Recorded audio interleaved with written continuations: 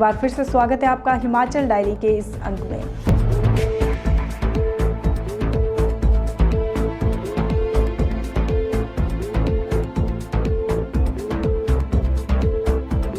गणतंत्र दिवस के उपलक्ष्य पर परिवहन विभाग द्वारा प्रदर्शनी का आयोजन हमीरपुर में किया गया, जिसका शुभारंभ परिवहन मंत्री GS बाली ने किया। उन्होंने कहा कि प्रदेश सरकार रोड सेफ्टी पर काफी कार्य कर रही है। उन्होंने बताया कि इस प्रदर्शनी में लोगों को बताया गया कि राज्य में ड्राइवर व कंडक्टर किन परिस्थितियों में अपनी सेवाएं दे रहे हैं। हमने सुरक्षा वीक अभी मनाया है पीछे कि ट्रांसपोर्ट में रोड सेफ्टी के ऊपर बड़ा काम हो रहा है।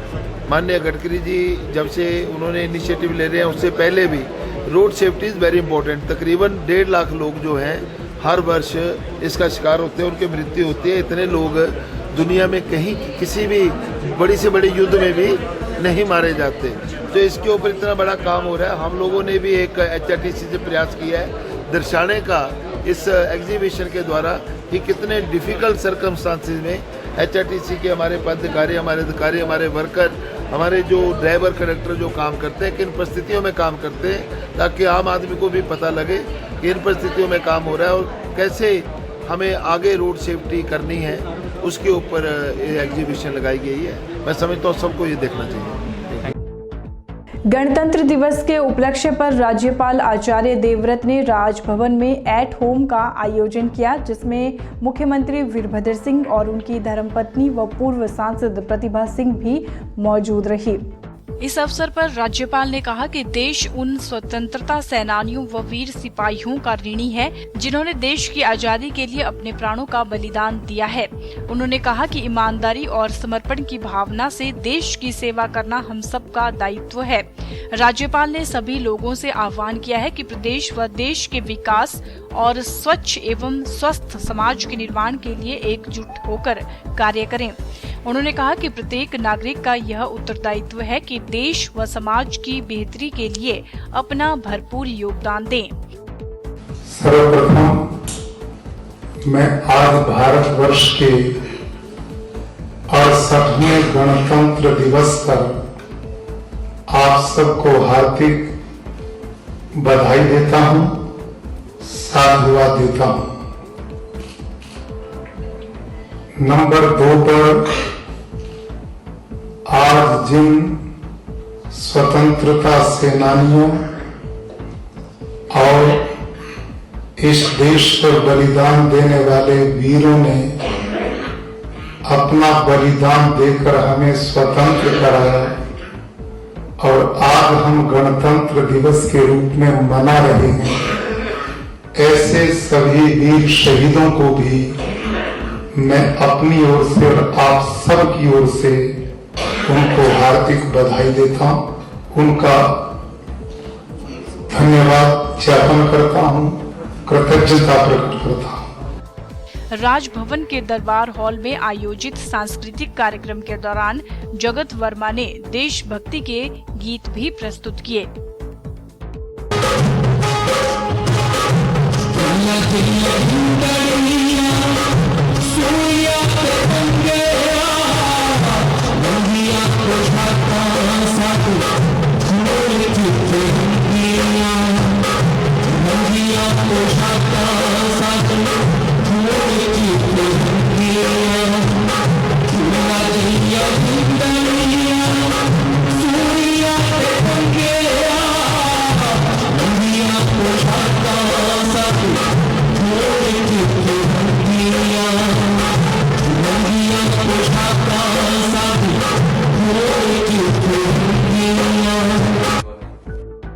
परिवहन मंत्री GS बाली ने धर्मशाला में दूसरी राजधानी की घोषणा का स्वागत किया है। उन्होंने कहा कि इस राजधानी का लाभ तभी होगा जब मंत्री व अधिकारी वहां बैठेंगे और लोगों को इससे सुविधा मिलेगी। पहली बात तो ये है कि हम ये स्वागत योग्य, मैं इसका स्वागत करता हूँ क्योंकि मेरे जिले में आई है, मेरे उसमें आई है एरिया में, हम इसका स्वागत करते हैं। हैविंग सेड सो, ये इसका लाभ तभी होता है जब इसमें अधिकारी, पदाधिकारी, मंत्री, सेक्रेटरी ये सारे आके बैठे और बैठ करके लोगों को सुविधा दें। अब वो उसका कैसे रोड मैप होगा, क्या होगा, ये माननीय मुख्यमंत्री से डिस्कस करेंगे। उन्होंने सोच समझ के दिया होगा, जो भी किया होगा सोच समझ के किया होगा। जो विरोध कर रहे हैं उनका क्या कारण है मुझे पता नहीं, वो आहत हुए होंगे। तो मैं ये कह रहा हूँ कि ऐसा कोई ना कोई सिस्टम निकालना चाहिए कि मंडी शिमला के लोग, बाकी जिलों के लोग कोई आहत ना हो और उसके बावजूद लोगों को सुविधा मिल सके।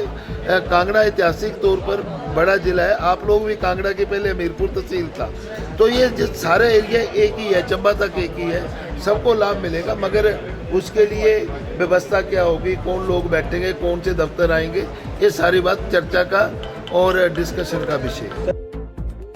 प्रदेश युवा कांग्रेस अध्यक्ष विक्रमादित्य सिंह के किस विधानसभा क्षेत्र से चुनाव लड़ने पर चल आ रहे सस्पेंस को आज स्वयं वीरभद्र सिंह ने खत्म कर दिया है। सीएम वीरभद्र सिंह ने साफ संकेत दिए हैं कि विक्रमादित्य सिंह शिमला ग्रामीण से चुनाव लड़ सकते हैं। उन्होंने इस बात को कुछ इस तरह से बयान किया कि वह स्वयं उस सीट से चुनाव लड़ना चाहते हैं जिस सीट पर कांग्रेस जीत दर्ज नहीं करा सकी हो। यह बात उस वक्त उठी जब वीरभद्र सिंह से मिलने के लिए शिमला ग्रामीण हलके से ताल्लुक रखने वाले पार्टी नेता व कर्मचारी आज सीएम के सरकारी आवास ओक ओवर पहुंचे।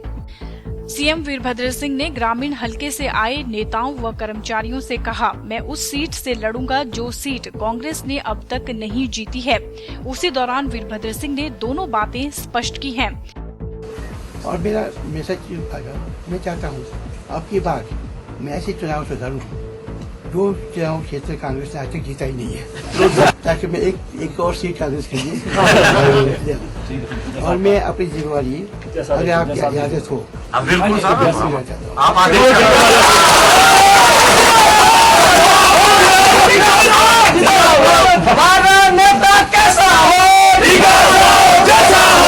कि भाई मैं कोई आपसे नाराज हूँ, मैं बहुत मेरे को रोडों के बाद इससे बेहतर कोई नहीं मिल सकती। तो